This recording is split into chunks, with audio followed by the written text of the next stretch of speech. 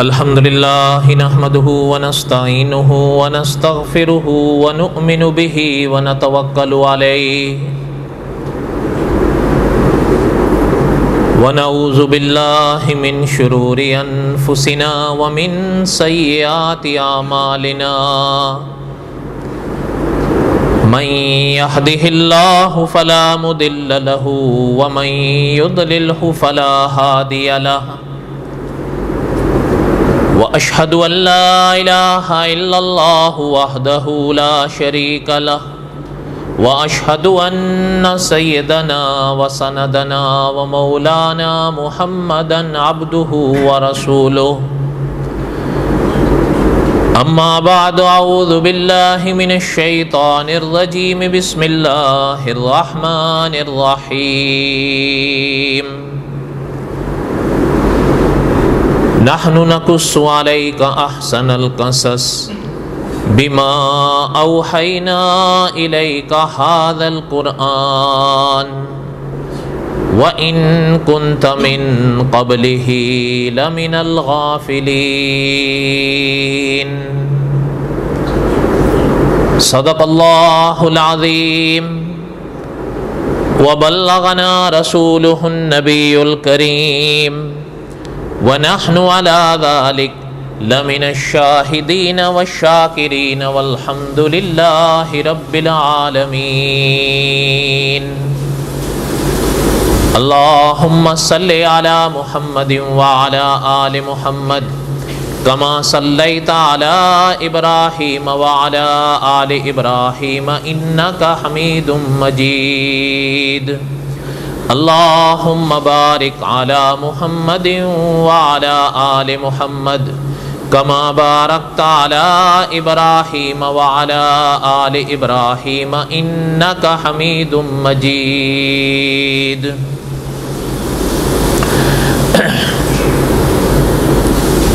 قصہ کو یوں ہے کہ جمعے کے بیانات میں جو ہمارا قصص الانبیاء علیہ السلام کے اسباق چل رہے ہیں اور ان میں حضرت یوسف علیہ السلام کے واقعات ہم پڑھ رہے ہیں، شاید تقریباً کچھ کم و بیش 10 مہینے ہو گئے۔ تو گزشتہ سے پوستہ جمعہ بیان تو ہوا لیکن آواز محفوظ نہ ہوئی، صرف تصویر آئی۔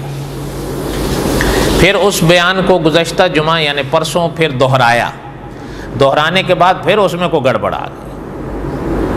تو اب پھر میں سوچتا رہا کل اب کیا کریں، تو یہی ایک سلسلہ سمجھ میں آیا کہ جتنی دیر میں آپ حضرات کا کھانا آئے گا اتنی دیر میں ہم تھوڑا سا وہ سبق دہرا کر پورا کر لیں، کیونکہ یہ جو 10 ماہ کا مثال کے طور پر حضرت یوسف علیہ السلام کے واقعات ہم پڑھ رہے ہیں، اب باقی سارے ہوں اور وہ کڑی اور وہ بالکل آخر کی کڑی ہے، اب وہ نہ ہو تو پھر بات نہیں بنتی۔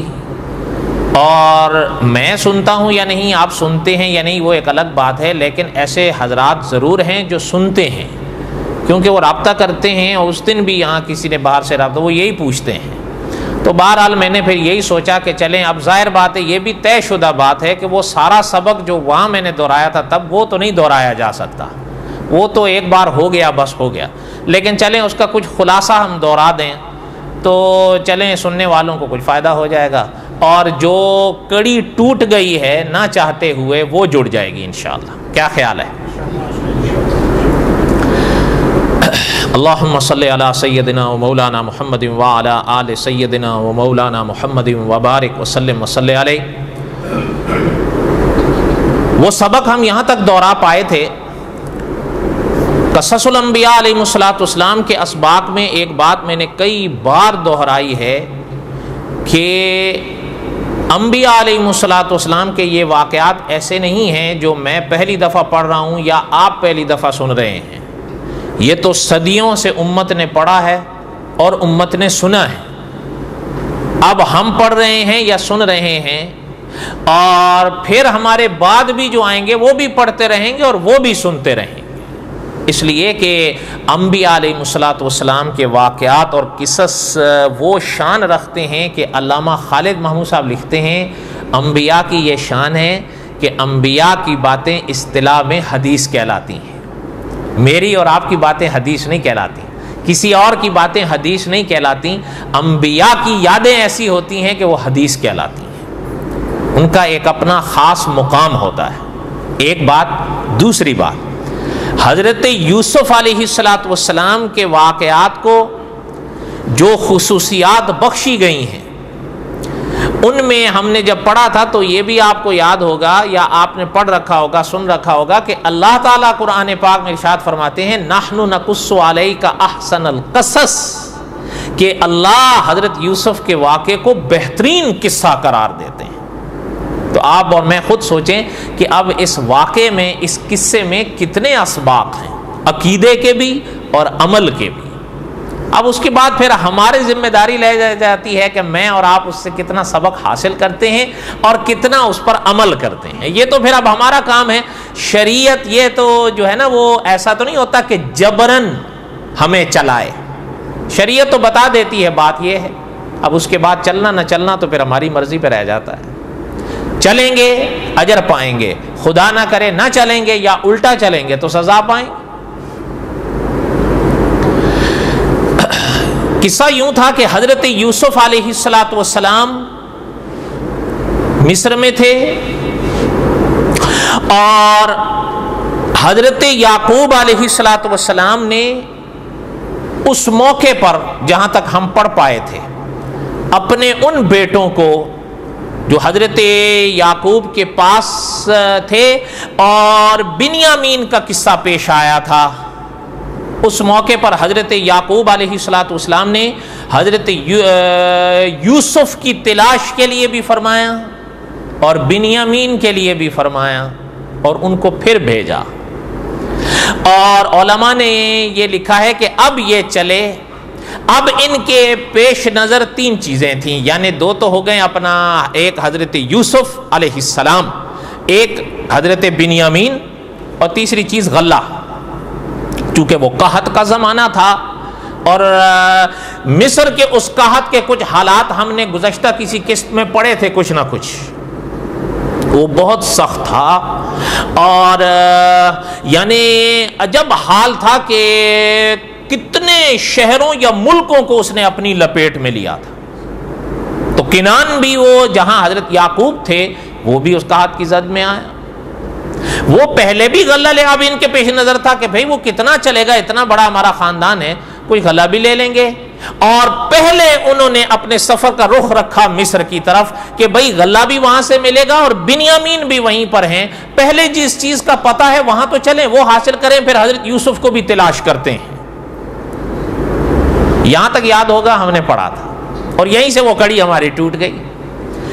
اب وہ آئے. قصہ مختصر یہ کہ حضرت یوسف علیہ السلام کے پاس, غور سے دھیان سے میری باتوں کو سنو, حضرت یوسف علیہ السلام کے پاس آئے وہ بھائی, اور جب یہ حضرت یوسف کے دربار میں آئے ہیں نا, تو مولانا عبد الرحمن صاحب مظاہری اپنی کتاب میں لکھتے ہیں کہ یہ اس موقع پر ان کی حضرت یوسف کے دربار میں تیسری حاضری تھی. فَلَمَّا دَخَلُوا عَلَيْهِ قَالُوا يَا أَيُّهَا الْعَزِيزُ. اب یہاں سے قرآن سے سنیے. اللہ حضور جلال والاکرام نے قرآن پاک میں ارشاد فرمایا, جب وہ حضرت یوسف کے دربار میں داخل ہوئے, ترجمانی بھی ساتھ میں سنتے جائیے اور معنی بھی ساتھ میں سنتے جائیے, اور جہاں وضاحت کی ضرورت سمجھوں گا میں وضاحت کرتا جاؤں گا تو انشاءاللہ یہ کڑی جڑ جائے. سارے اسباق تو نہیں, اس موقع پر تو یاد ہوگا میں نے بائبل بھی پڑھ کر سنائی تھی اور میں نے کہا تھا کہ قرآن تو آپ نے سنا, آپ ذرا بائبل بھی سنو. تو اب وہ تو نہیں دہرا سکتے, سب وہ رہ گیا سو رہ گیا, چھوڑیں, پھر کبھی اللہ تعالیٰ موقع دیں گے. ورنہ وہ ایک بڑا سبق والا مرحلہ تھا کہ غور کرنے کی بات تھی کہ حضرت یعقوب یا حضرت یوسف کی جو شان اور جو مقام قرآن بیان کرتا ہے وہ بھی سنا آپ نے, تو اب ذرا حضرت یعقوب یا حضرت یوسف کے جو تذکرے بائبل کرتی ہے وہ بھی سنو. اسی حوالے سے میں نے حضرت یعقوب کا ایک قصہ شادی کا سنایا تھا. لیکن بہرحال جو ہوا سو ہوا. اللہ ذو الجلال والاکرام نے ارشاد فرمایا کہ حضرت یوسف کے بھائی حضرت یوسف کے پاس دربار میں آئے اور کہنے لگے کہ اے عزیز. اور علماء مفسرین نے اس موقع پر لکھا ہے کہ انہوں نے اس موقع پر حضرت یوسف کو عزیز کہہ کر بلایا ہے. اور عزیز مصر کی وفات کے بعد بادشاہ نے حضرت یوسف کو عہدہ دیا. اور علماء نے لکھا ہے کہ عزیز مصر سے بڑھ کر کئی طرح کے مزید اختیارات حضرت یوسف کو ایسے دیے کہ گویا حضرت یوسف اب خود بادشاہ ہیں. اس لیے کہ وہ بادشاہ جو تھے وہ بہت متاثر ہوئے تھے حضرت یوسف سے. آپ کو یاد ہوگا جب وہ خواب والا قصہ ہوا تھا اور بادشاہ نے ایک خواب دیکھا تھا جس میں گائے دیکھی تھیں وغیرہ وغیرہ. فَلَمَّا دَخَلُوا عَلَيْهِ قَالُوا يَا أَيُّهَا الْعَزِيزُ. وہ داخل ہوئے اور حضرت یوسف سے کہنے لگے کہ اے عزیز مسنا ہمیں تکلیف پہنچی ہے، وَأَهْلَنَا الضُّرُّ اور ہمارے گھر والوں کو تکلیف پہنچی ہے، بِبِضَاعَةٍ مُزْجَاةٍ ہم تھوڑی سی پونجی ساتھ میں لائے ہیں. مسنا وَأَهْلَنَا الضُّرُّ وَجِئْنَا بِبِضَاعَةٍ مُزْجَاةٍ ہم تھوڑی سی پونجی لائے ہیں، تھوڑے سے ہم پیسے لائے ہیں. ہمارے ہاں غلے کی قلت ہے چونکہ قحط ہے، اور یہ قحط وہاں تک پہنچا ہوا ہے، ہمارے ہاں کھانا پینا نہیں ہے، ہمارا گھر تکلیف میں ہے. آپ سے ہم مدد یہ لینے آئے ہیں کہ ہم تھوڑی سی پونجی ساتھ میں لائے ہیں، آپ ہمیں غلہ دیجئے. فَأَوْفِ لَنَا الْكَيْلَ علماء نے لکھا ہے کیل اصل میں کہتے ہیں ماپ کو، لیکن مراد اس سے غلہ ہے. ماپ کو کیا کرنا تھا انہوں نے؟ کیا خیال ہے اس وقت آپ کو بھوک لگی ہو ماپ چاہیے ہوتا ہے یا غلہ چاہیے ہوتا ہے؟ اس وقت ظاہر بات ہے غلہ چاہیے ہوتا ہے. علماء مفسرین نے لکھا ہے یہاں لفظ جو ہے لغوی معنی کے طور پر تو وہ ماپ کے لیے ہوتا ہے، لیکن اصل معنی جو ہے اس کا وہی ہے غلہ ہے. وہ غلہ ہی مانگ رہے تھے. فَأَوْفِ لَنَا الْكَيْلَ اور ساتھ میں وہ یہ بھی پتہ ہے کہہ رہے ہیں کہ ہم جو پونجی لائے ہیں ان کو خود بھی احساس تھا کہ یہ بس ردی قسم کی ہے. علماء مفسرین نے بڑی عجیب باتیں لکھی ہیں کہ وہ تھی کیا جو وہ لے کر آئے ہیں. قرآن پاک میں تو اللہ تعالیٰ نے اس کو ردی قسم کی پونجی قرار دیا، لیکن صاحب قصص الانبیاء لکھتے ہیں کہ قرآن تو قرآن ہے، اللہ تعالیٰ تو تفصیلات میں نہیں جاتے. اللہ تعالیٰ تو وہ بات بیان فرماتے ہیں جو آپ کے اور میرے لیے دنیا میں یا آخرت میں مفید ہوتی ہے. ورنہ آپ اور ہم جان کے کیا کریں گے کہ وہ کیا لائے تھے؟ بس ایک ردی قسم کی پونجی لائے تھے. اور قرآن پاک میں جو لفظ اللہ نے اس پونجی کے لیے استعمال کیا ہے نا کہ وَجِئْنَا بِبِضَاعَةٍ مُزْجَاةٍ، علماء مفسرین نے لکھا یہ جو مزجاۃ ہے نا، یا یہ جو لفظ قرآن پاک میں اللہ نے استعمال فرمایا یہ اس پونجی کے لیے ہوتا ہے جو خود نہ چلے، اسے زبردستی چلایا جائے. اس پونجی کو کہتے ہیں. اب بس بات ختم ہو گئی. معنی یہ کہ اس کا کوئی خاص مقام یا کوئی ویلیو نہیں تھی. اب ان کو بھی احساس تھا، اس لیے وہ کہنے لگے ہم لائے تو یہی امربت ہی یہی. فَأَوْفِ لَنَا الْكَيْلَ اور ہاں لیکن ہاں ہماری گزارش یہ ہے کہ اس ردی پونجی کے بدلے میں بھی ہمیں غلہ پورا چاہیے. آگے کہتے ہیں وَتَصَدَّقْ عَلَيْنَا پیسے ہمارے پاس تھوڑے ہیں جو ہم لائے ہیں، لیکن ہماری درخواست یہ ہے آپ ہم پہ صدقہ کر دیں. ان اللہ یجزی المتصدقین اللہ تعالیٰ صدقہ کرنے والوں کو بہترین جزا دیتے ہیں. اچھا یہ جیسے کہ میں نے پڑھا تھا تھوڑا سا آپ بھی سن لیں کہ علماء مفسرین نے لکھا ہے یہاں پر اس آیت میں جو کئی طرح کے سوالات اٹھے ہیں ان میں ایک موٹا سا سوال سنیں، سارے تو نہیں دہرائے جا سکتے. مثلا وہ گزارش حضرت یوسف سے یہ کر رہے ہیں کہ وتصدق علینا ہمارے اوپر صدقہ کر دیجئے. اب چاہے جو بھی ہے وہ تھے تو حضرت یعقوب کی اولاد اور حضرت یعقوب کا خانوادہ ہے، تو صدقہ ان کے لیے حلال کیسے ہے؟ وہ کیسے مانگ سکتے ہیں جو مانگ رہے ہیں؟ آپ نے بھی تو سن رکھا ہے نا کہ صدقہ انبیاء کے لیے جائز، بڑی مشہور حدیث ہے اور اس کا ذکر بھی علماء مفسرین نے کیا ہے یہاں پر کہ یہ انہوں نے صدقے کی درخواست کیسے کر دی. اب مثلا حدیث شریف میں فرمایا گیا کہ اپنا ان الصدقہ لا تحل لمحمد ولا لآل محمد کہ صدقہ محمد کے لیے صلی اللہ علیہ وسلم یا محمد کی اولاد کے لیے صلی اللہ علیہ وسلم حلال نہیں ہے. تو وہ کیسے کہہ رہے تھے کہ فَأَوْفِ لَنَا الْقَيْلَ وَتَصَدَّقْ عَلَيْنَا إِنَّ اللَّهَ يَجْزِي الْمُتَصَدِّقِينَ وہ حضرت یعقوب کی اولاد ہو کر صدقہ کیسے مانگ رہے ہیں؟ پھر اگر وہ لے کر جاتے ہیں تو حضرت یعقوب نے بھی تو وہی کھانا ہے، تو وہ حلال کیسے ہوگا ان کے لیے؟ سوال سمجھ میں آیا؟ اب جواب سنیں. علماء مفسرین نے لکھا ہے، دو جواب بڑے دیے ہیں انہوں نے. ایک جواب انہوں نے یہ دیا ہے کہ اصل میں یہ جو حدیث شریف فرمائی گئی نا، اس پر بھی اگر آپ غور کریں، ان الصدقہ لا تحل لمحمد ولا لآل محمد، انہوں کا کہنا یہ ہے بعض علماء کا کہ یہ حضور اور حضور کی امت کی خصوصیت ہے، اولاد کی، کہ ان کے لیے صدقہ حلال نہیں. ان الصدقہ لا تحل لمحمد ولا لآل محمد، کہ صدقہ حضور پر صلی اللہ علیہ وسلم اور حضور کی اولاد پر ان حضرات کے لیے حلال نہیں ہے. وہ فرماتے ہیں یہ حضور اور حضور کی اولاد کی خصوصیت ہے. سابقہ انبیاء یا سابقہ انبیاء کی اولاد کی یہ خصوصیت نہیں ہے. ان کے لیے جائز تھا، جائز تھا، تبھی انہوں نے کہا تھا نا وتصدق علینا، ہمارے اوپر صدقہ کر دیجئے. بات سمجھ آئی؟ بعض علماء نے تو یہ جواب دیا، لیکن علماء محققین کا فیصلہ یہ ہے کہ نہیں، یہ بات نہیں.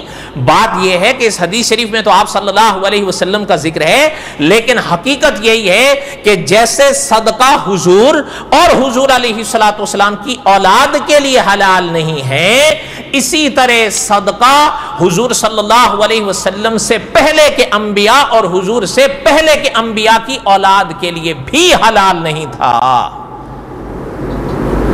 جیسے حضور کے لیے یا حضور کی اولاد کے لیے منع ہے، ایسے ان کے لیے بھی منع تھا. مثلا آپ کے پاس زکوٰۃ کے پیسے ہیں، سید کو دے سکتے ہیں؟ بولو. فطرانہ دے سکتے ہیں؟ وہ فرماتے ہیں جیسے ان حضرات کو نہیں دے سکتے، تو سابقہ انبیاء علیہ الصلوۃ والسلام اور انبیاء علیہ الصلوۃ والسلام کی اولاد کے لیے بھی جائز نہیں تھا. یہ نہیں کہ یہ حضور کی یا حضور کی اولاد کی تخصیص ہے، ان کے لیے بھی منع تھا. تو پھر اگر منع تھا تو وتصدق علینا ان اللہ یجزی المتصدقین، اس کا حل کیا ہے؟ وہ علماء یوں لکھتے ہیں، بات یہ ہے کہ اصل میں ہمارے اور آپ کے ہاں، خاص کر آپ اور ہم جو ہے نا، ہمارے دیار میں آپ سے پوچھتا ہوں، ذرا توجہ سے سنیے گا، جہاں لفظ صدقہ آتا ہے نا، صدقہ، کہ یار یہ صدقہ کر دو، یار اس کو صدقہ دے آؤ، یار اس کو صدقہ دے دینا، آپ کا اور میرا ذہن کون سی نیکی کی طرف جاتا ہے؟ بالکل، یہ تو واضح سی بات ہے، دوسری طرف جاتا ہی نہیں ہے.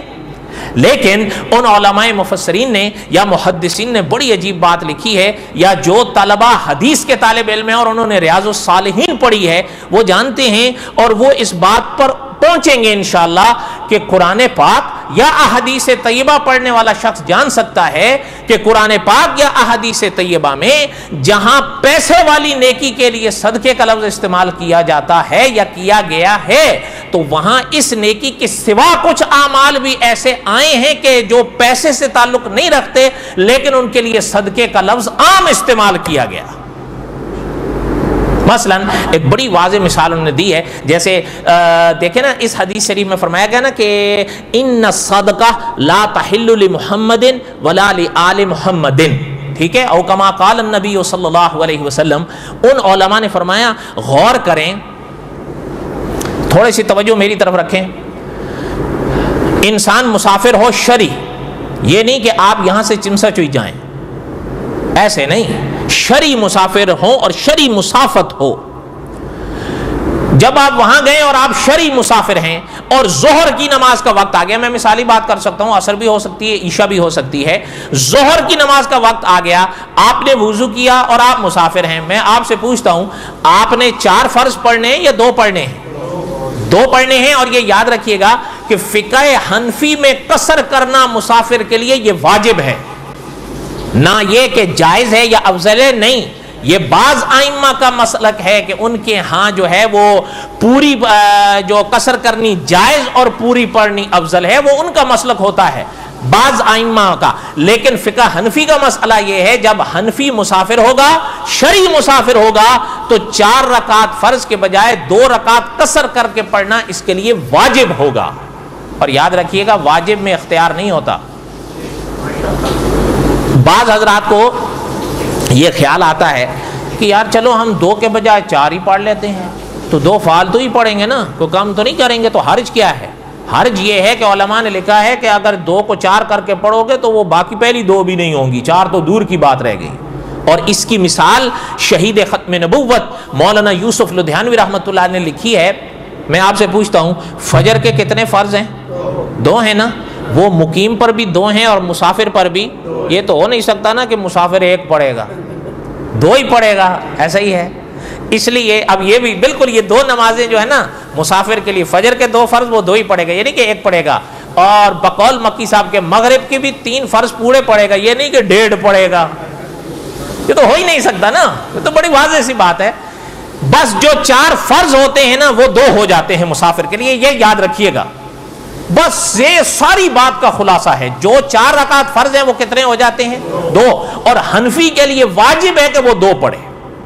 وہ چاہ کے بھی 4 پورے نہیں پڑھ سکتا، وہ پڑھے گا ہوگا ہی نہیں. مولانا لدھیانوی رحمۃ اللہ علیہ کی بات سنا رہا تھا کہ حضرت نے فرمایا اس کی مثال بالکل ایسی ہے جیسے فجر کے 2 فرض ہیں. اب ایک انسان فجر کے 2 فرض پڑھے، اور ذرا آپ دیکھیے گا فجر کے وقت جب انسان آداب کے ساتھ، رعایت کے ساتھ فجر کی نماز ادا کرتا ہے، سرور ہی کچھ اور ہوتا ہے.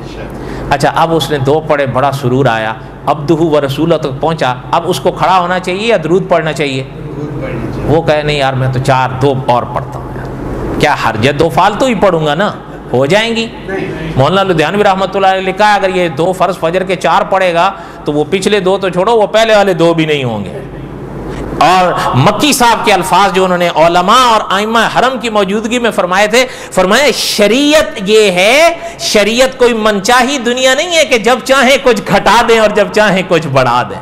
نہیں، شریعت ایک قانون ہے، جتنا پابند کیا گیا ہے، جیسے پابند کیا گیا ہے، جہاں پابند کیا گیا ہے، جو پابند کیا گیا بس ویسے کرنا ہے، اسی کا نام شریعت ہے. اور شیخ الاسلام مفتی تقی عثمانی صاحب نے بڑی عجیب بات لکھی ہے، فرمایا اصل میں تو کئی باتوں میں کچھ رکھا ہی نہیں ہے، جو کچھ رکھا ہے سب اللہ کے حکم میں رکھا ہے. جب اللہ فرمائے ہماری عبادت کرو، اب وہ عبادت بنے گی. جب وہ پاک ذات منع کر دے گی اب وہ عبادت نہیں ہوگی، اب وہ منع ہوگی. اسی طرح جب وہ ذات فرمائے گی کہ 4 پڑھو تو 4 پڑھیں گے، جب وہ ذات فرمائے گی 3 پڑھو تو 3 پڑھیں گے، اور جب وہ ذات فرمائے گی کہ 2 پڑھو تو 2 پڑھیں گے. بات ختم ہو گئی. اس لیے کہ شریعت من چاہی دنیا کا نام نہیں ہے کہ جب چاہیں کچھ گھٹا دیں اور جب چاہیں کچھ. یہ اہل سنت کا شعار ہی نہیں ہے، یہ اہل بدعت کا شعار ہے. حقیقت ہے. علامہ خالد محمود صاحب نے لکھا ہے پرانے دور میں معتزلہ کہا کرتے تھے کہ حرج کیا ہے. اب مولانا سرفراز صاحب رحمۃ اللہ علیہ لکھتے ہیں اب بناسپتی کہتے ہیں کہ جی حرج کیا ہے. یہ نہیں، بات جو شریعت نے کہہ دیا بس وہی ہے. اس لیے حنفی کے لیے واجب ہے کہ اگر مسافر ہے شرعی تو کتنے فرض پڑے گا؟ 2 پڑے گا. خیر یہ تو ضمناً بات آئی. کوئی بات سمجھ میں آئی آپ کو؟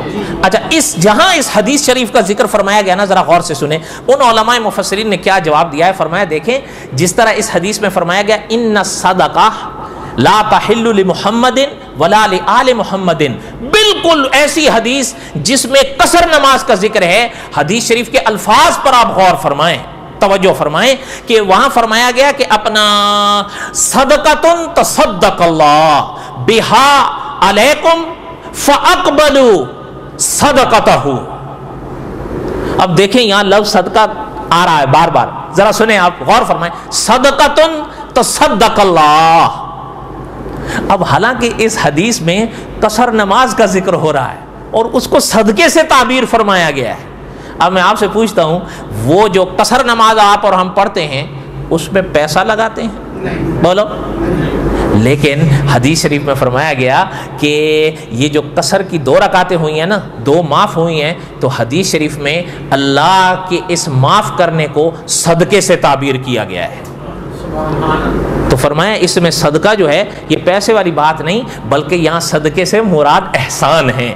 اور حدیث میں حضور نے فرمایا اللہ کے احسان کو قبول کیا کرو. جب اللہ نے 4 کو 2 کر دیا ہے تو پھر 2 ہی پڑھو. بات سمجھ آئی؟ اب وہ علماء فرماتے ہیں جیسے اس حدیث شریف میں قصر نماز کو صدقے سے تعبیر کیا گیا ہے، کوئی پیسے والی بات یا وہ والا صدقہ تو جس کی طرف آپ کے ہمارا ذہن جاتا ہے، تو وہ جو حضرت یوسف کے بھائی فرما رہے تھے کہ فَأَوْفِ لَنَا الْكَيْلَ وَتَصَدَّقْ عَلَيْنَا، ہمارے اوپر صدقہ کر دیجئے. اس سے مراد بھی یہ نہیں کہ وہ خیرات کر دیجئے بلکہ احسان کر دیجئے. اور احسان جائز ہے. بات سمجھ آ گئی؟ تو بات ساری ختم ہو گئی یا نہیں ختم ہو گئی؟ تو خیر میرے کہنے کا مقصد یہ تھا کہ وہ اکابر فرماتے ہیں کہ جیسے حضرت یوسف علیہ السلام کے بھائیوں نے حضرت یوسف سے یہ جو درخواست فرمائی، یہ خیرات کی نہیں، احسان کی تھی، احسان کرنے میں کوئی حرج نہیں، ایک بات۔ دوسری بات یہ ہے کہ صاحب قصص الانبیاء نے لکھا ہے کہ دیکھیں کہ چلیں وہ کھوٹے پیسے صحیح، ردی رقم صحیح، کچھ لے کر تو آئے تھے، جب پیسے دے کے لے رہے ہیں تو وہ صدقہ خیرات والی کون سی بات رہ گئی ہے؟ ہاں احسان ہو سکتا ہے کہ یہ چلتی نہیں ہے، آپ چلا کے مہربانی فرما دیں۔ بات سمجھ آ گئی؟ اچھا ایک اور چیز سنیں، جب یہ ہو گئے حضرت یوسف نے ان کی بات سنی تو علماء مفسرین نے بڑی عجیب بات لکھی ہے کہ پرانی کہیں کتابیں پڑھیں تو پتہ چلتا ہے، اکابر نے لکھی ہیں، قرآن تو آپ کو پتہ ہے اختصار سے کام لیتا ہے، قرآن پاک تو زیادہ تفصیلات بیان نہیں کرتا، بائبل بیان کرتی ہے۔ وہ کبھی انشاءاللہ اللہ تعالیٰ نے موقع اگر دیا تو حضرت سلیمان کے واقعے میں آپ کو سناؤں گا کہ بائبل میں کیسی کیسی تفصیلات ہیں، پھر اس میں غزل الغزلات بھی آئے گا، تازے ہو جاؤ گے، بلکہ روحانیت بڑھے گی آپ کی انشاءاللہ۔ اچھا خیر قصہ مختصر کریں، امیر صاحب 10 منٹ دے دیں مجھے انشاءاللہ۔ حضرت یوسف علیہ السلام نے، علماء مفسرین نے لکھا ہے کہ پرانی کتابیں پڑھنے سے پتہ چلتا ہے جب بھائیوں کی یہ جملے سنے تو حضرت یوسف کی آنکھوں میں آنسو بھر گئے، لیکن خاموش رہے۔ اتنے میں بعض اکابر نے لکھا ہے پرانی کتابوں کے حوالے سے ہی کہ ایک بھائی نے آگے بڑھ کر والد کا یعنی حضرت یعقوب کا خط دیا حضرت یوسف کو، اگرچہ اس وقت ابھی تک بھائیوں نے حضرت یوسف کو تو پہچانا نہیں تھا، انہوں نے تو ابھی تک نہیں پہچانا تھا، لیکن حضرت یوسف کو تو پتا تھا کہ یہ میرے ہی بھائی ہیں، اور یہ بھی پتا تھا کہ اب میرے والد صاحب کہاں ہیں، لیکن کوئی لفظ حضرت یوسف نے ابھی تک ان سے نہیں کہا۔ اور اس کی میں حکمت کیا ہے وہ ہم نے سابقہ درسوں میں پڑھی ہے۔ اچھا وہ خط قصہ مختصر یہ کہ حضرت یعقوب کا ان کو دیا تو علماء مفسرین نے اور صاحب ہدایت کی چراغ نے لکھا ہے کہ حضرت یوسف نے جب وہ خط کھولا تو اس میں لکھا ہوا تھا کہ یہ خط یعقوب کی طرف سے ہے علیہ السلام، اور اس خط میں حضرت نے لکھا کہ جناب کہ ہمارا خاندان یہ خانوادہ نبوت ہے اور آزمائشوں کے لیے بہت مشہور ہے، اور ذکر فرمایا حضرت یعقوب نے کہ ہمارے جو دادا تھے ان کو نمرود کی آگ سے آزمایا گیا تھا۔ یہ سمجھ گئے ہوں گے آپ کس واقعے کی طرف حضرت نے اشارہ کیا، اور آگے فرمایا اس خط میں اکابر نے لکھا ہے کہ انہوں نے حضرت یعقوب نے اپنے والد کا ذکر فرمایا کہ ہمارے والد حضرت اسحاق تھے اور ان کی بھی آزمائش کی گئی تھی، اس کے بعد ہم آئے، حضرت یعقوب نے اپنا ذکر فرمایا ہمارے ایک بیٹے تھے جو ہمیں ساری دنیا میں سب سے زیادہ عزیز تھے، ان کے حوالے سے ہمارا امتحان لیا گیا۔ اب وہ حضرت یوسف خود ہی تھے۔ علماء مفسرین نے لکھا ہے جب یہ جملے حضرت یوسف نے پڑھے تو حضرت یوسف رو دیے، لیکن اب ظاہر ہے اللہ تعالیٰ کی طرف سے پابندی ہے تو پیغمبر تو نہیں کر سکتے جب تک اللہ اجازت نہ دے، اس لیے کہ ابھی امتحان یعقوب باقی تھا علیہ السلام، جس کی وجہ سے حضرت خاموش تھے۔ پھر اس کے بعد حضرت علماء مفسرین نے لکھا ہے کہ حضرت یعقوب نے فرمایا کہ میرے ایک اور بیٹے ہیں جو میرے وہ بیٹے جو بچھڑ گئے ان کے بعد میری نظر کا نور رہے، انہیں آپ نے روک لیا ہے چوری کے الزام میں، لیکن میں آپ کو لکھتا ہوں کہ نہ کبھی ہم نے چوری کی ہے اور ہم انبیاء کا خانوادہ ہیں، ہماری اولادوں نے بھی کبھی چوری نہیں کی، بس یہ لکھ کر وسلام کر دیا۔ تو علماء مفسرین نے لکھا ہے جب وہ خط پورا کیا حضرت یوسف نے تو حضرت یوسف کانپ اٹھے، اور صاحب قصص الانبیاء لکھتے ہیں اس موقع پر حضرت یوسف کے پاک سر پر ایک تاج تھا جو حضرت یوسف پہنتے تھے، چونکہ بادشاہ تھے، اب اس کو اتارا اور اب آنسوؤں کی جھڑی ہے جو چہرے سے برس رہی ہے، اور وہ بھائی بھی حیران ہیں کہ اتنا رو رہے ہیں۔ اب وہ جو تاج اتارا نا تو علماء نے لکھا ہے کہ اب قدرت کی طرف سے بھی اجازت آئی کہ یوسف اب علیہ السلام اب امتحان یعقوب مکمل ہو گیا ہے، اب اس پردے کو اٹھا دیجیے۔ قال هل علمتم ما فعلتم بيوسف واخيه، اب حضرت یوسف نے فرمایا کہ کچھ یاد ہے تم نے یوسف اور ان کے بھائی کے ساتھ کیا کیا کیا تھا؟ اب انہوں نے حضرت یوسف کے ہونٹوں سے حضرت یوسف کا نام سنا تو وہ تو ہل گئے، کیونکہ پہلے انہوں نے ذکر تو اجمالاً یوسف علیہ السلام کا کیا تھا، حضرت یوسف سے نام نہیں لیا، لیکن جب حضرت یوسف کا نام سنا حضرت کے ہونٹوں سے تو وہ تو کانپ گئے کہ ان کو کیسے پتا ہے. قال هل علمتم ما فعلتم بيوسف واخيه، کچھ یاد ہے تم نے یوسف اور ان کے بھائی کے ساتھ کیا کیا تھا؟ اذ انتم جاہلون.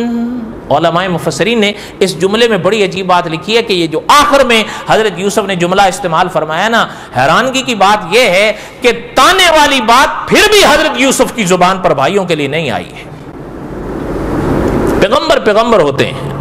اچھا، علماء مفسرین نے لکھا ہے جب حضرت یوسف کے ہونٹوں پر حضرت یوسف کا نام آیا نا تو اب یہ دیکھنے لگے، اور یہ پہلا موقع تھا جب ان کے سامنے حضرت یوسف نے تاج اتارا تھا. اب دیکھنے لگے تو بعض اکابر نے بڑا عجب نقش کھینچا ہے کہ دل کے وجدان سے ایک ہوک اٹھی کہ یہ چہرہ جانا پہچانا کیوں لگ رہا ہے، لیکن ماننے کے لیے پھر بھی تیار نہیں ہے کیونکہ پھینکا کہاں تھا، اس لیے ماننے کے لیے تیار نہیں تھے. لیکن دل کا ایک کونا کہہ رہا تھا کہ کہیں یہ یوسف تو نہیں ہے، لیکن کہنے کی ہمت بھی نہیں تھی، وہ بادشاہ ہیں، عزیز ہیں. لیکن ڈرتے ڈرتے آخر پوچھا، قالوا اِنَّكَ لَأَنْتَ یوسف، کہیں آپ یوسف تو نہیں ہے. اب حضرت یوسف نے فرمایا، میں نے پہلے کہا نا کعبہ نے فرمایا اب ادھر سے اجازت آئی تھی کہ اب اس پردے کو ہٹا دیں. اب حضرت یوسف نے فرمایا قال انا یوسف وہذا اخی، ہاں میں یوسف ہوں اور یہ میرے بھائی ہیں. یہ اشارہ ان کا بنیامین کے لیے تھا. وہ کہنے لگے ہم نے تو آپ کو ٹھکانے لگا دیا تھا، آپ یہاں کیسے؟ حضرت یوسف نے جو جواب دیا، قد من اللہ علینا، یہ اللہ کا کرم ہے کہ ہم یہاں ہیں، بس اور کچھ بھی حضرت نے نہیں فرمایا.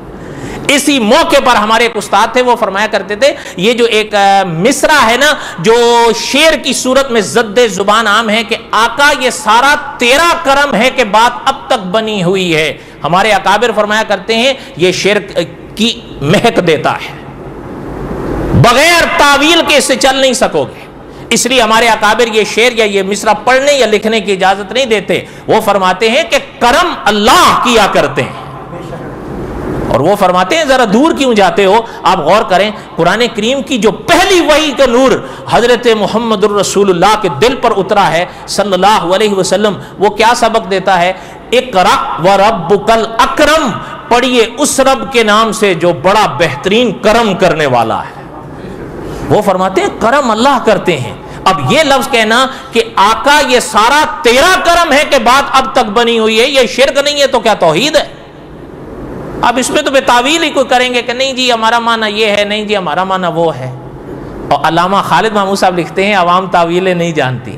کوئی مولوی تعویلیں کر لے تو یہ وہ جانے، بیچارے عوام تعویلیں نہیں جانتے. ان کے عقیدوں کو تعویلوں کے زنگ سے برباد نہیں کرو. سیدھی بات ہے جو حضرت یوسف فرما گئے، یا انبیاء علیہ الصلوۃ والسلام کا مسلک ہے، یا اس موقع پر حضرت یوسف نے دو ٹوک فرمایا.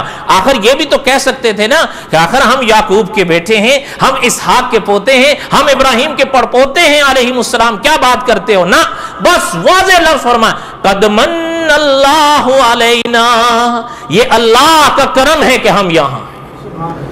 اور آگے کیا فرمایا حضرت نے؟ انہو من یتقی ویصبر فإن اللہ لا یضیع اجر المحسنین. حضرت یوسف نے فرمایا جو خدا سے ڈرتے ہیں اور صبر کرتے ہیں اللہ ان کے اجر کو کبھی ضائع نہیں کرتے. آپ حیران ہوں گے، مفتی شفیع صاحب رحمۃ اللہ نے اس آیت پاک آیت پر لکھا ہے کہ جو انسان ڈرتا ہے اور جو انسان صبر کرتا ہے وہ بالآخر اللہ کی عنایت سے ہر مشکل سے گزرتا ہے. یہ حضرت یوسف صدیوں پہلے فرما گئے. اچھا، ایک بعض اکابر نے اس پر ایک اشکال بھی کھڑا کیا ہے کہ حضرت یوسف فرما رہے ہیں جو جملہ انہو من یتقی ویصبر، اس سے تو پتہ چلتا ہے جیسے حضرت یوسف متقی اور صابر ہونے کا دعویٰ کر رہے ہیں، اور یہ چیز جچتی تو نہیں، عوام پر بھی نہیں جچتی. تو انبیاء علیہ الصلوۃ والسلام تو بڑا مقام رکھتے ہیں. تو علماء مفسرین نے لکھا ہے دعویٰ بالکل نہیں جچتا، اس میں کوئی شک نہیں. لیکن حضرت یوسف دعویٰ نہیں فرما رہے ہیں، تحدیث نعمت فرما رہے ہیں. دعویٰ منع ہے، تحدیث نعمت منع نہیں ہے. تحدیث نعمت سمجھتے ہیں آپ؟ اس لیے فرمایا وہ کوئی منع نہیں، وہ تو مطلوب ہے، وہ تو خود قرآن میں موجود ہے. سورت آپ کو یاد ہوگی، سورت والضحا واللیل اذا، اس سورت کی آخری آیت اور اس کا معنی پڑھ لیجئے گا. یہ تو خود اللہ فرما رہے ہیں تحدیث نعمت کے اظہار کا دعویٰ تھوڑا ہے، یہ تو بالکل جائز ہے، بالکل اس میں کوئی شبہ ہی نہیں ہے. ایک بات، پھر دوسری بات بھی سنیں. جو سبق میں نے پہلے کہا، انبیاء علیہ السلام کی قصص تو آپ سنتے رہے ہیں، سنتے رہیں گے، کچھ ہمیں حاصل بھی تو ہو. اس میں جو لفظ ہے نا قد من اللہ علینا، اس میں ایک اور نقطہ بھی علماء مفسرین نے لکھا ہے، وہ پلے باندھ لو. علماء نے لکھا ہے حضرت یوسف صدیوں پہلے ایک سبق دے گئے ہیں. انسان پر اس زندگی میں دو کیفیتیں سانسوں کی طرح چلتی ہیں، ایک غمی ایک خوشی. لیکن حضرت یوسف یہ سبق دے گئے ہیں کہ اگر ایک انسان پر آزمائشیں آئیں، مصیبتیں آئیں اور اس کے بعد اللہ کی طرف سے راحتیں آئیں، تو پھر انسان کا کمال یہ ہے کہ ان پچھلی گزری مصیبتوں کا کبھی ذکر نہ کرے، صرف اللہ کی عنایات کا ذکر کرے. آپ نے اچھا ایک آیت یاد ہوگی، آپ کو خوب یاد ہوگی، ان الانسان لربہ لکنود. یہ بڑی یعنی آپ کو یاد ہوگی، میں نے پہلے کہا ان الانسان لربہ کنود کون سے شخص کو کہتے ہیں بتاؤں؟ یاد رکھیں گے. علماء مفسرین نے لکھا ہے کنود اس شخص کو کہتے ہیں کہ جس پر جو ہے نا وہ مصیبتیں بھی کبھی آ جائیں اور عنایتیں بھی آ جائیں، لیکن وہ ہر وقت روتا ہی رہے، ہائے ہائے ہائے. کنود اس شخص کو کہتے ہیں. ان الانسان لربہ لکنود. اللہ تعالیٰ کو ایسا شخص پسند نہیں. حضرت یوسف کا دیکھیں کتنی آزمائشوں سے گزرے ہیں، ایک لفظ ذکر نہیں فرمایا قد من اللہ علینا، اللہ کا احسان ہے ہم یہاں پر ہیں، بات ختم ہو. قالوا تاللہ لقد آثرک اللہ علینا وَإِن كُنَّا لَخَاطِئِينَ. وہ بھائی کہنے لگے اللہ کی قسم ہے ہم سب میں سے اللہ نے آپ کو چنا ہے. اب تو بس وہ آکڑ شاکڑ تو ختم ہو گئی تھی نا، صاحب قصص الانبیاء نے لکھا وہ تو مک گئی، اب کائے کی آکڑ رہ گئی تھی. اس لیے کھل کے کہہ دیا قالوا تاللہ لقد آثرک اللہ علینا، اور رہ گئے ہم وَإِن كُنَّا لَخَاطِئِينَ. ہم اقرار کرتے ہیں کہ ہم سے قصور ہو، ہم قصوروار ہیں. اور مولانا عبد الحمید سواتی رحمۃ اللہ علیہ نے جو لکھا ہے ذرا غور سے سنیے گا. قالوا تاللہ لقد آثرک اللہ علینا وَإِن كُنَّا لَخَاطِئِينَ. حضرت نے لکھا ہے اقبال جرم ہی توبہ کا دوسرا نام ہوتا ہے، کہ انسان کو اپنے قصور کا احساس ہو جائے اور وہ مان لے کہ میں قصوروار ہوں.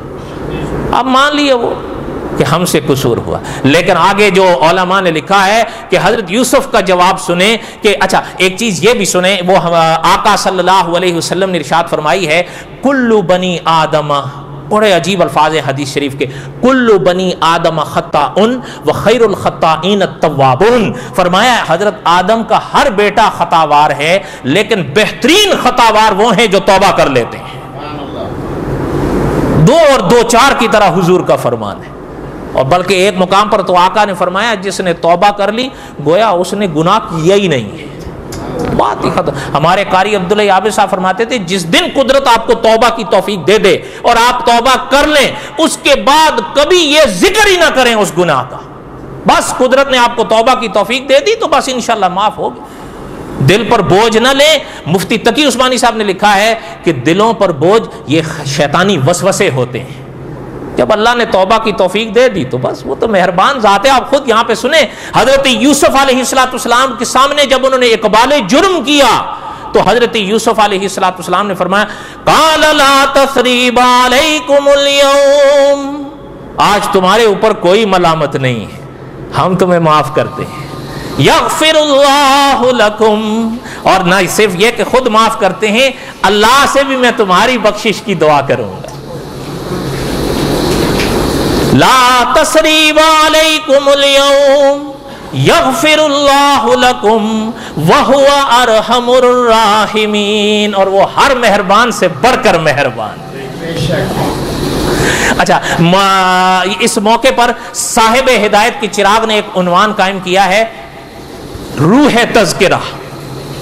بڑے لمبی تفصیل ہے وہ تو نہیں سنا سکتا، لیکن ایک جملہ سن لیں. حضرت نے لکھا ہے ہو بہو یہ واقعہ آقا صلی اللہ علیہ وسلم کی زندگی میں پیش آیا کہ مکے والوں نے حضور کو کتنا ستایا، آپ خود پڑھ لیں کتنا ستایا، حتیٰ کہ اکابر نے جو حضور کی سیرت پر کتابیں لکھی ہیں اس موقع پر لکھا ہے کہ حضور جب مکہ مکرمہ چھوڑ کر جا رہے تھے تو مکہ مکرمہ کی طرف رخ کر کے حضور روئے، اور روتے ہوئے حضور نے جو بات ارشاد فرمائی، اکابر نے اس معنی لکھا ہے اس فرمان کا کہ حضور نے فرمایا مکہ تیرے اندر رہنے والے مجھے تیرے پاس رہنے نہیں دیتے۔ حضور روتے ہوئے مکہ چھوڑ کر گئے تھے، لیکن اللہ کی شان ہے کہ پھر واپس آئے، اور وہی منظر ایسا آیا کہ حضرت یوسف کو بھائیوں نے کنویں میں ڈالا، اس کے بعد کنویں سے نکلے تو قافلے والوں کے ہاتھوں بیچا، لیکن حضرت یوسف کی زندگی میں وہ مقام آیا کہ پھر وہی بھائی مانگتے ہوئے آئے یا نہیں آئے؟ بھلے احسان مانگتے ہوئے آئے، پر آئے تو صحیح نا۔ اور ایک موقع وہ آیا جب حضور صلی اللہ علیہ وسلم فاتحانہ شان سے مکہ مکرمہ میں داخل ہوئے تو بالکل سامنے مکے والوں کا وہی حال تھا کہ اب کھڑے ہیں بے بس ہو کے۔ اور یاد رکھیے گا مکی صاحب فرماتے ہیں غصہ بڑا سیانی چیز ہے، ہمیشہ اپنے کو ترلے دانے آنا ہے، ہوتے دانے وہ وہنے ہی نہیں، یہ تو صحیح بات ہے، ایسے ہی بات ہے نا، جو تلے ہوگا اس کی طرف جائے گا، کبھی شاہد پہ جائے گا، کبھی ثاقب بابو پہ جائے گا، منیر بھائی پہ تھوڑا جائے گا، اوپر کی طرف تو نہیں جاتا، وہ تو نیچے کی طرف جائے گا۔ لیکن ایک وہ ہوتا ہے جس پہ انسان کو پورا قبضہ ہوتا ہے، چاہے تو اس کو تھپڑ لگا دے، چاہے تو اس کو معاف کر دے۔ مکہ مکرمہ میں جو لوگ گرفتار ہو کے حضور کے آگے پیش ہوئے تھے، حضور فاتحانہ شان سے داخل ہوئے تھے، حضور کا پوری طرح قبضہ تھا ان کے اوپر، حضور جو چاہتے کرتے صلی اللہ۔ سزا دے سکتے تھے کہ نہیں؟ بدلہ لے سکتے تھے کہ نہیں؟ گھر بدلے کی جو بات ہوتی حضور لے نہیں سکتے تھے۔ اچھا، حضور علیہ السلام کے الفاظ مولانا عبد الرحمن صاحب نے لکھے ہیں، حضور نے ان سے پوچھا، حضور نے فرمایا صلی اللہ علیہ وسلم کہ تمہارا کیا خیال ہے، تمہارے ساتھ ہم کیا کریں گے؟ حضور کا سوال سمجھ میں آیا؟ اچھا، آگے وہ بھی بڑے عجیب تھے، جیسے میں جمعے میں بتا رہا تھا، آگے انہوں نے بھی کہا کہ اخن کریم و ابن اخن کریم، ہم آپ کے سامنے ہیں لیکن ہمیں پتہ ہے کہ ہم مہربان بھائی کے سامنے ہیں، جو نہ صرف خود مہربان ہے بلکہ مہربان بھائی کا ہی بیٹا ہے۔ یعنی حضور کے والد تک کے تذکرے کو وہ لے آئے ہیں۔ آخر مکے والے تھے، سمجھدار تو تھے، سیانے تو تھے۔ تو حضور علیہ السلام نے ان کی بات کو سنا تو اچھا بڑی عجیب بات ہے، اکابر نے فرمایا اس دن حضور کے پاک سر پر کالی پگڑی تھی، اور علماء نے اس پگڑی کو ناپا بھی ہے کہ وہ پگڑی حضور صلی اللہ علیہ وسلم کی کتنے ہاتھ کی تھی۔ یہ شوق کی باتیں ہوتی ہیں، ذوق کی باتیں ہوتی ہیں، یہ نہیں کہ قیامت کے میدان میں کسی سے پوچھا جائے گا، لیکن وہ ان علماء کا ذوق تھا کہ وہ جاننا چاہتے تھے کہ اس پاک رنگ کا، پاک پگڑی کا رنگ تو ہمیں پتہ چلا کہ وہ کالا تھا، اگر اس کا ذرا سائز اور حجم بھی پتہ چلے کہ وہ کتنی لمبی تھی اور کتنی بڑی تھی۔ یہ بات میں آپ کو نہیں بتاؤں گا، یہ تب بتاؤں گا جب قصص الانبیاء میں حضور کی سیرت کو ہم پڑھیں گے انشاءاللہ، ایسے نکات پھر تب بیان کریں گے نا، ابھی تو صرف آپ کو ایک چاشنی جگائی ہے، تھوڑا سا ذوق، تھوڑا سا شوق انشاءاللہ۔ تو آقا صلی اللہ علیہ وسلم نے جب ان کا جواب سنا کہ اخن کریم و ابن اخن کریم، تو آقا صلی اللہ علیہ وسلم نے پاک رخ انور اٹھایا تو آپ کتابیں اٹھا کر دیکھیں، مولانا عبد الرحمن صاحب لکھتے ہیں حضور نے فرمایا فَإِنِّي أَقُولُ لَكُمْ كَمَا قَالَ يُوسُفُ لِإِخْوَتِهِ، ہم تم سے وہی بات کہتے ہیں جو ہمارے یوسف نے اپنے بھائیوں سے کہی تھی، لا تثریب علیکم اليوم، آج تمہارے اوپر کوئی ملامت نہیں ہے، یہاں رہنا چاہتے ہو یہاں رہو، اسلام لانا چاہتے ہو لاؤ، نہیں لانا چاہتے ہو لا اکراہ فی الدین، عقیدے میں کوئی زبردستی نہیں ہے، یہاں رہنا ہے بالکل رہ سکتے ہو، نہیں رہنا چاہتے ہو جانا چاہتے ہو جا سکتے ہو، اور جہاں جانا چاہتے ہو جا سکتے ہو، یہ بھی کوئی تخصیص نہیں ہے، سب تمہاری مرضی پر ہے۔ سمجھ آئی بات؟ تو دیکھیں، یعنی کہنے کا مقصد یہ ہے کہ مولانا عبد الرحمن صاحب نے جو بات لکھی ہے، دیکھیں حضور نے حضرت یوسف کو کہاں یاد کیا ہے، اور آقا صلی اللہ علیہ وسلم کی تو شان ہی یہی ہوتی تھی۔ انشاءاللہ جب حضرت یونس کے واقعات ہم پڑھیں گے وہاں سنیے گا، جب حضور علیہ السلام کی پاک خدمت میں انگوروں کا خوشہ پیش ہوا تو حضور زخمی حالت میں تھے، تو حضور خون بہ رہا تھا، بلکہ بعض اکابر نے فرمایا جو چپلی تھی حضور کی وہ خون سے تر بتر تھی، اور درخت کے ساتھ ٹیک لگا کر بیٹھے تھے. اور یہ وہ دن تھا جس کے بارے میں حضرت عائشہ طیبہ طاہرہ رضی اللہ تعالی عنہا سے حضور نے فرمایا تھا کہ وہ دن عائشہ رضی اللہ تعالی عنہا میری زندگی کا سب سے سخت دن تھا.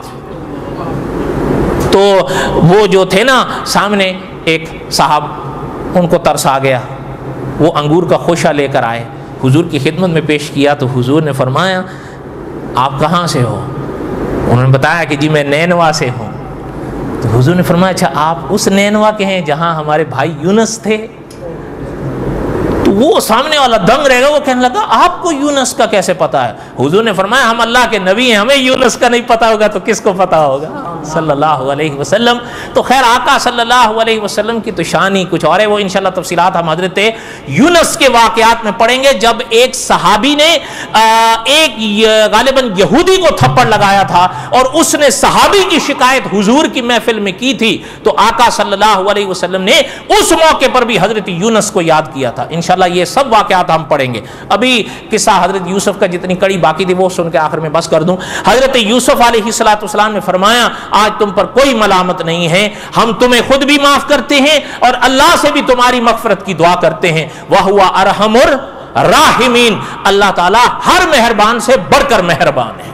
اور یہی انبیاء کا مسلک ہے. یاد رکھیے گا اللہ تعالیٰ جیسے پاک مہربان ذات، وہ آپ کو یاد ہوں گے اقبال مرحوم نے کیا فرمایا تھا کہ ہم تو مائل بکرم ہیں کوئی سائل ہی نہیں، راہ دکھلائیں کسے کہ کوئی راہ رو منزل ہی نہیں. یہ اللہ تعالیٰ کی طرف سے ہی تو اس نے کہا تھا اور یہ سچ ہے.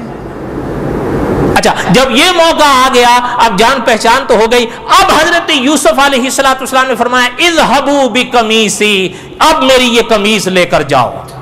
اچھا یہ جو ہے نا اپنا آپ کو شاید یاد ہو یا آپ نے سنا ہو، حضرت یوسف کے جو واقعات میں ابتدائیہ ہم نے پڑھا تھا اس وقت میں نے عرض کیا تھا کہ علماء کے ہاں ایک اصطلاح ہے جسے کہا جاتا ہے عمود السورہ یا عمود القصہ.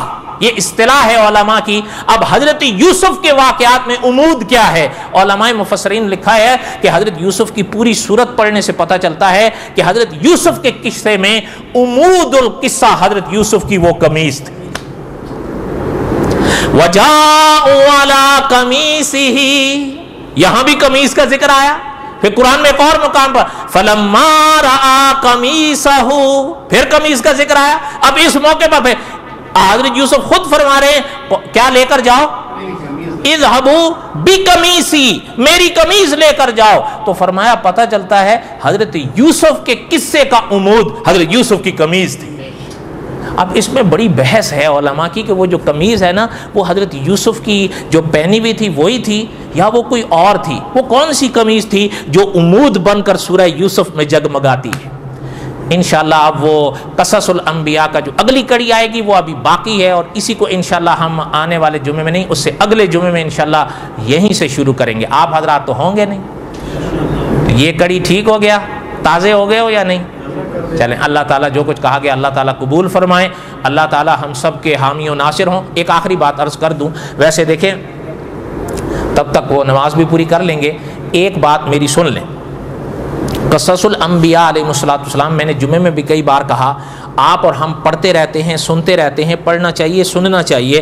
انبیاء علیہ السلام کے تذکروں میں اللہ تعالیٰ نے یہ نور رکھا ہے، جو انسان انبیاء کے واقعات پڑھتے ہیں یا سنتے ہیں ان کے دل مضبوط ہوتے ہیں. یہ یاد رکھیے گا، یہ یاد رکھیے، ان کے دل مضبوط ہوتے ہیں. اور یاد رکھیے جیسے میں نے کہا ساری باتیں میں دہرا نہیں سکتا تھا، جیسے حضرت یوسف علیہ السلام نے اس موقع پر کیا فرمایا تھا کہ انہو من یتق و یصبر، فرمایا تھا نا انہو من یتقی و یصبر. حضرت یوسف نے جو فرمایا نا کہ جو اللہ سے ڈرتے ہیں اور جو کیا کرتے ہیں، صبر کرتے ہیں. اب میں آپ سے پوچھتا ہوں تقوی، یہ لفظ آپ نے سنا ہے نا؟ تقوی کس کو کہتے ہیں؟ آپ نے سنا ہوگا کہ تقوی خدا سے ڈرنے کا دوسرا نام ہے، سنا ہے نا؟ یہی ہے نا؟ لیکن ایک بات یہ بھی سنیں، اکابر نے یہ بڑی عجیب بات لکھی ہے کہ انبیاء کے اسباق یا واقعات پڑھنے کا یہ مقصد نہیں ہوتا کہ ان کانوں سے سنیں دوسرے سے نکال دیں، بلکہ مقصد یہ ہوتا ہے کہ میرا اور آپ کا عقیدہ بنے اور عمل سنورے. انہ من یتقی و یصبر، اور تقویٰ جسے آج تک آپ پڑھتے رہے ہیں، پتہ ہے علماء نے لکھا ہے اس کی بڑی 3 سیڑھیاں ہیں، 3 منزلیں. کتنی؟ 3 بڑی منزلیں ہیں تقوی کی. ہر انسان متقی نہیں ہوتا. اچھا وہ تقوی کی 3 بڑی منزلیں کون سی ہیں؟ آپ حیران ہوں گے. علماء نے لکھا ہے تقوی کی پہلی سیڑھی، پہلی منزل یہ ہے کہ انسان کا عقیدہ صحیح ہو. یہ نہیں ہے کہ عقیدے میں شرک بھرا ہوا ہو اور آدمی متقی بنا ہوا ہوگا، نہ. وہ جیسے وہ تھا نا، وہ یاد ہے آپ کو خطیب اسلام مولانا عبد المجید ندیم رحمۃ اللہ علیہ، فوت ہو گئے. دعا کریں اللہ تعالیٰ ان کی مغفرت فرمائے. میں کل ہی شاید یہاں کہہ رہا تھا ایسے خطیب اب نظر نہیں آتے. حقیقت ہے جو چلا جاتا ہے وہ اپنا ایسا خلا چھوڑ جاتا ہے وہ پوری نہیں ہوتا. وہ ایک دفعہ خود ایک واقعہ سنائے کہ میں غالباً سفر پر جا رہا تھا یورپ، تو فرمایا ایک صاحب ساتھ میں، شاید سیٹ ساتھ ہو گئی ہوگی، دعا سلام ہوئی، تو باتوں باتوں میں انہوں نے کہ میرے سامنے اپنے حضرت کا ذکر کیا. تو کہتے ہیں بھئی میں نے، مولانا فرماتے ہیں میں نے اس سے کہا بھی میں تو نہیں جانتا، کبھی ملاقات نہیں ہوئی. کیوں؟ متبع سنت ہیں. تو پہلے تو اسے متبع سنت کا معنی ہی نہیں آ رہا تھا کہ متبع سنت ہوتا کیا ہے. تو کہنے لگا کہ جی کیا کہا آپ نے؟ حضرت نے فرمایا میں نے اس سے کہا کہ بھئی وہ حضور کی سنتوں کی پابندی کرتے ہیں. کہ مجھے کہتا ہے جی یہ تو مجھے پتہ کوئی نہیں، لیکن اس نے اگر تسی منہ ویکھو لشکا مارنا. تو حضرت فرماتے ہیں میں نے کہا بھئی یہ تو کوئی بات نہیں ہوئی. یہ کیا بات ہوئی ہے؟ لشکیں تو مارے گا ہی، اس نے کوئی اینٹیں تھوڑی توڑنی ہے، بلکہ تم تھوڑی سی حرکت بھی کرتے ہوگے تو وہ سمجھتا ہوگا نذرانہ نکل رہا ہے تو لشکر نہیں مارے گا. کہ نہیں جی یہ چمک روحانی ہے. حضرت فرمایا میں چپ ہو گیا. فرمایا وہ جہاز اترا ہیتھرو ایئرپورٹ پر، لندن کا ایئرپورٹ ہے ہیتھرو. فرمایا جب وہاں اترا تو جب ہم باہر آئے تو کہ وہ بھی ساتھ میں چل گئے، آگے سارے گورے بیٹھے ہوئے تھے. اب وہ ایئرپورٹ کی روشنی ان کے مکھڑوں پر پڑ رہی تھی تو وہ اور لشکیں مار رہے تھے. تو حضرت فرماتے ہیں میں نے اس کو کہا کہ سنو یہ سارے تیرے حضرت صاحب بیٹھے ہوئے ہیں، ان کے منہ شاید اس سے بھی زیادہ لشکر مار رہے ہوں. وہ نہیں جی. حضرت نے فرمایا اللہ کے بندے تو نے سارے اسی میں لشکریں دیکھ لی ہیں، لشکیں. حضرت نے فرمایا میں تجھ سے کہتا ہوں سچ بتا کہ ظاہر حسن کے لحاظ سے حضرت بلال میں کون سا حسن کتابوں میں ملتا ہے، لیکن روحانیت اتنی بڑی ہوئی تھی اور متبع سنت کا یہ رنگ تھا کہ حضور نے فرمایا بلال رضی اللہ تعالیٰ چلے تو حرم میں تھے لیکن قدموں کی آہٹ جنت میں گونجی تھی. اس کو کہتے ہیں عقیدہ. اور جہاں تک تجھے ہے نا یہ لشکاں، تو حضرت نے فرمایا ابو لہب کو ابو لہب کیوں کہتے ہیں؟ یہ اس کا نام نہیں تھا. ابو لہب کا نام ابو لہب نہیں تھا، اس کا غالباً نام عبد العزیٰ تھا. کوئی غلطی ہوگی تو میری طرف سے ہوگی، لیکن اسے ابو لہب کہتے تھے. اور قرآن پاک میں بھی آپ پڑھیں تبت یدا ابی، اسے لہب کیوں کہتے تھے؟ ابو لہب. اور اس کو کیوں کہتے تھے؟ علماء نے لکھا ہے اسے ابو لہب کہتے ہی اس لیے تھے کہ اس کا منہ اتنا روشن رہتا تھا جیسے شعلہ ہوتا. لیکن جنتی ہے؟ بولو کیوں جنتی نہیں ہے؟ اس لیے کہ عقیدہ نہیں. اس لیے اکابر نے فرمایا، حضرت یوسف نے جو فرمایا نا کہ تقوی، فرمایا تقوی کی پہلی منزل یہ ہے، پہلی سیڑھی یہ ہے کہ انسان کا عقیدہ صحیح ہو، پھر ہی وزن آتے ہیں. ورنہ میں نے شاید کہیں سابقہ درس میں بھی کہا تھا، آپ خود سوچیں ایک انسان صدقے خیرات کرتا ہے لیکن ان میں روح تبھی آتی ہے بقول علامہ شبیر احمد عثمانی کے رحمت اللہ علیہ جب انسان کا عقیدہ ہو. آپ دیکھتے نہیں ہیں قرآن میں اللہ نے کہا فرمایا کچھ ایسے لوگ ہیں جو عمل کرتے ہیں، وہ ظاہر میں عمل بھی بڑے میٹھے میٹھے لگتے ہیں، صدقہ خیرات کیا کچھ، لیکن اللہ نے قرآن میں کیا فرمایا؟ من کان یرید الحیات الدنیا وزینتها نوفی الیہم اعمالہم فیہا وہم فیہا لا یبخسون. اللہ نے فرمایا کچھ ایسے لوگ ہیں جو اعمال کرتے ہیں کہ ہمیں دنیا میں نام ملے، ہمیں دنیا میں آن ملے، ہمیں عزت ملے، ہم جا ملے، مال ملے. اللہ نے فرمایا جو اس خیالات سے دنیا میں نیک کام کرتے ہیں ہم انہیں دنیا میں سب کچھ دے دیتے ہیں وہ جو چاہتے ہیں. ہاں آگے مسئلہ آخرت کا آئے گا تو آگے اللہ نے فرمایا اولئک الذین لیس لہم فی الآخرہ، یہی ہے وہ لوگ جن کے لیے آخرت میں کچھ نہیں ہے، الا النار، ما سوائے دوزخ کی آگ کے. کیوں؟ عقیدہ نہیں۔ 12واں پارہ سورہ ہود ہے اور سورہ ہود کی آیت نمبر 15 اور 16 ہے۔ اب جا کر اس کا ترجمہ دیکھیے، من کان یرید الحیات الدنیا وزینتها نوفی الیہم اعمالہم فیہا وہم فیہا لا یبخسون۔ اس میں تو ہم کوئی کمی نہیں کرتے ہیں جو دنیا کے لیے وہ چاہتا ہے۔ اس لیے جہاں آپ اور ہم پرہیزگاری کی کوشش کرتے ہیں تو یاد رکھنا پرہیزگاری صرف یہاں تک نہیں رکے گی میں کپڑوں کو صاف رکھوں، میں یہ بھی نہ کروں وہ بھی نہ کروں، وہ اپنی جگہ پرہیزگاری ہے، رہے گی، لیکن عقیدے میں شرک ڈھیر لگائے ہوئے ہوں پھر اس پرہیزگاری سے کچھ بھی نہیں ہوگا۔ پہلی منزل پرہیزگاری کی یہ ہے کہ انسان کا عقیدہ صحیح ہو، بالکل بے غبار بات ہے۔ اور یہ ایسی بات نہیں جو میں آپ کو بتا رہا ہوں، علماء مفسرین نے انہی آیات کی تفسیر میں لکھا ہے۔ کوئی بات آپ کو بھی سمجھ میں آئی؟ میری باتیں تو ختم ہوتی نہیں، بس دعا کریں اللہ تعالیٰ قبول فرمائے، اور دعا کریں اللہ تعالیٰ یہ جو قصص الانبیاء علیہ السلام کا سلسلہ ہے آپ تو سنتے نہیں ہیں، اللہ تعالیٰ کا بڑا کرم ہے، میں تعدیث نعمت کے طور پر ظاہر اظہار کر رہا ہوں۔ مجھے ایک صاحب نے لکھا خط کے ذریعے، وہ کہہ رہا تھا کہ ہم نے آپ کا بیان سن کر کعبے کے ارد گرد طواف کرتے ہوئے تیرے لیے دعائیں کی۔ تو یہ دعائیں ہیں تو جن سے چل رہے ہیں، ورنہ ہمارے پلے کیا ہے؟ تو کچھ بھی نہیں ہے، ورنہ کوئی سب بڑے اچھے ہم سے لاکھ درجے جن کے قدموں کی دھول بھی نہیں ہے ہم، لیکن وہ بات وہ نہیں ہو پاتی۔ بس بہرحال دعا کریں اللہ تعالیٰ قبول فرمائیں، اور آپ لوگ بھی جہاں ہوتے ہو یہ قصص الانبیاء تقریباً اوسط لحاظ سے آدھے گھنٹے کا درس ہے، کانٹ چھانٹ کر کے اس کو ہم نیٹ پر ڈالتے ہیں، دو ساتھی آپ اس کو سن لیا کریں، اور اس سے انشاءاللہ آپ کا عقیدہ بھی مضبوط ہوگا اور انشاءاللہ عمل میں بھی نکھار آئے گا۔ ہر روز نہیں، وہ تو آپ سنیں گے ہی نہیں، ہفتے میں ایک بار۔ اللہ تعالیٰ آپ سب کے ہم سب کے حامی و ناصر ہوں۔ وما علینا الا البلاغ المبین، وصلی اللہ تعالیٰ علی خیر خلقہ محمد و آلہ و اصحابہ۔ سبحان ربک رب العزت